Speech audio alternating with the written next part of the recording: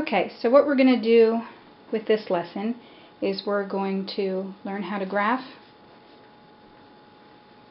a picture and be able to transfer that onto your working surface. Okay? So basically what we're going to do with this picture is we're going to break it up into half-inch squares, like a piece of graph paper. So you're going to lay your ruler down on the edge of your picture, and then you're just going to come in and you're going to mark every half-inch. And I did this the whole way around. And then you're going to come down to the bottom and do the same thing. Every half-inch you're going to mark it. And you're going to lay your ruler down and you're going to connect your marks all long ways. Okay?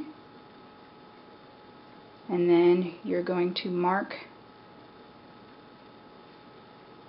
the length of your picture. Every half-inch. Same thing the whole way up. Every half-inch on this side. Every half-inch on this side. You put a mark, and then you connect your lines across the whole way down. So then you come up with a picture that has a grid on it.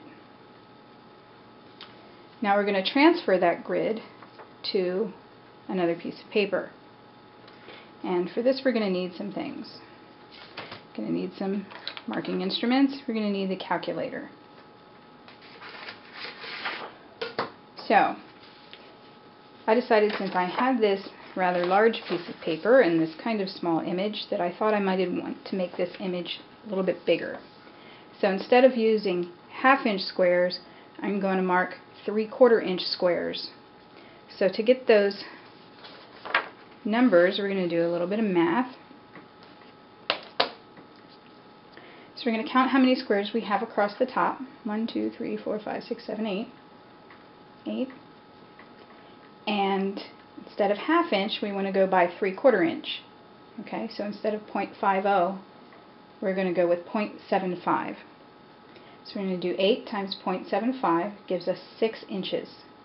That's going to be the width we need on our paper, is 6 inches wide at the top and at the bottom.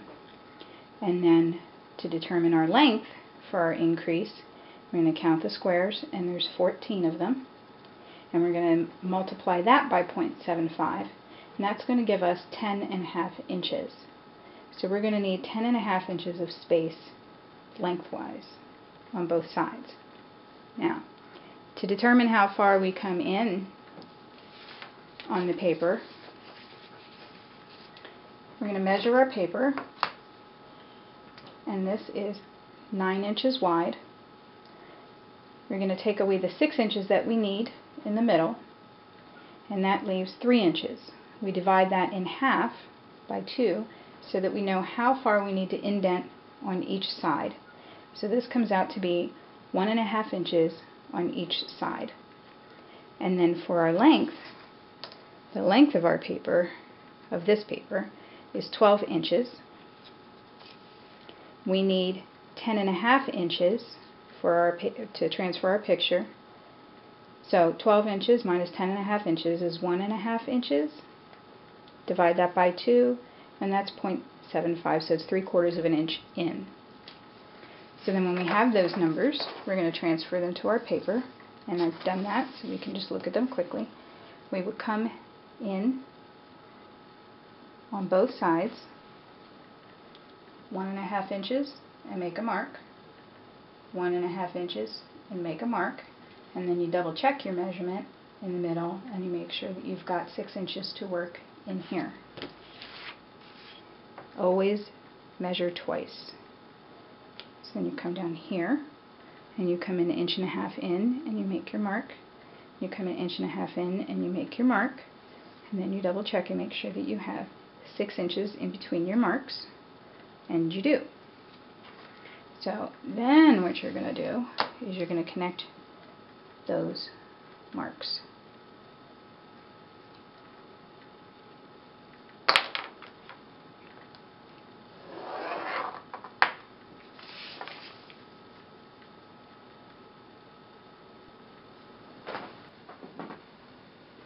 Okay, so what I've done is I've gone ahead and I've drawn in the lines that we're going to need.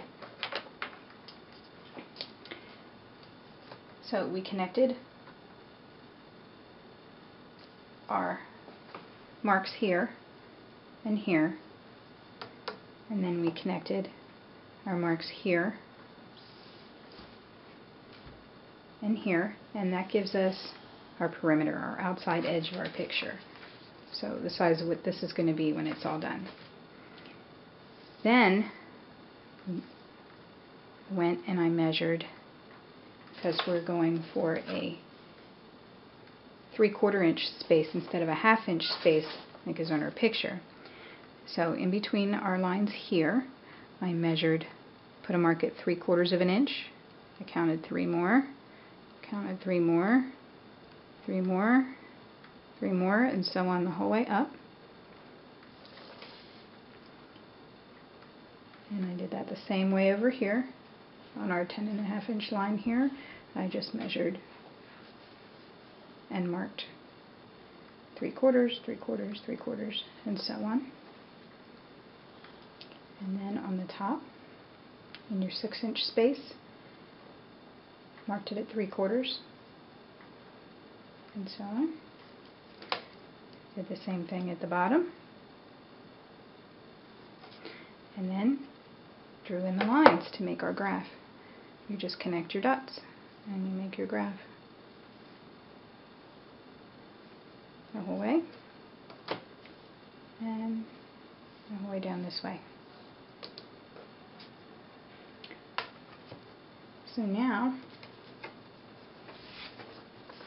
you're going to be able to begin to transfer this image onto here with an underdrawing. As you can see on here, I marked the spaces, kind of like if you're playing Battleship. I want to know where I'm going to be when I'm doing that. My next step is I'm going to take this page and I'm going to tape it to my workboard. This is a Masonite workboard that I had cut at a hardware store, and I have probably about a dozen of these for my classes. And for when I'm working in different stages of art, I can have one taped to a board, and if I need to work on something else, that one's taped on a board, and I can do that. So I would just use masking tape for that and tape this down right along our edges here. And then along those spaces on the tape, I'm going to mark corresponding numbers to go with this so that I'm very clear on what I'm doing and where everything's going to be. And that will be in the next video.